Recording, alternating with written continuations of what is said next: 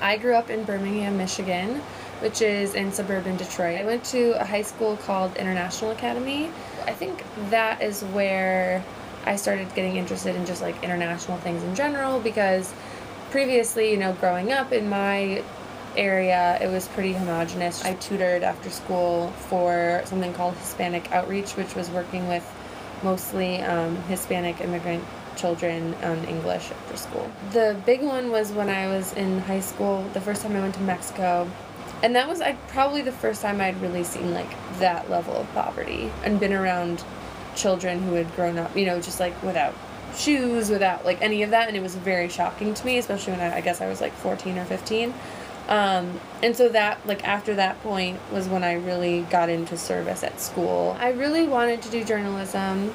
My goal was to start a magazine, like a nude magazine for teen girls, because I felt like when I was in high school, I would always read my mom's Vanity Fair and like other magazines, because I just hated like 17. I didn't want to read about prom. Like I wanted to read about hard-hitting issues.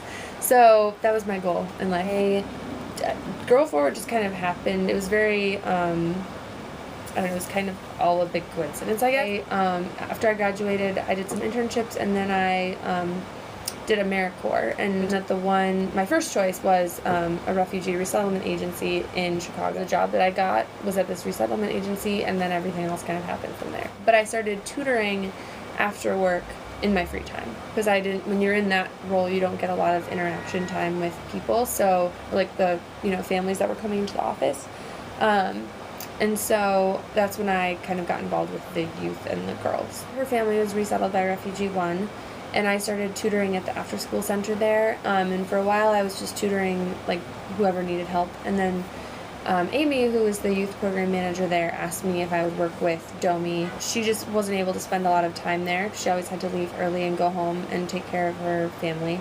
And so I started going to her home instead of at the center. And that's where we got just really close and started talking about her future and what she wanted to do. And there just wasn't really a lot of support for her because she was a teenage girl. Her family also had been in the United States at that point for over 2 years, and so that's when really services were kind of winding down. Just seeing like how fortunate I was to even just have a parent who first of all spoke English, but also knew enough about colleges to really help me through that whole process. And they don't really get any of that. Just a combination of, their parents not knowing the language and not knowing how it works here. So because of all that, it's really important to have programs that are designed for girls, because when you just say like, this is a youth program, you're automatically leaving out girls.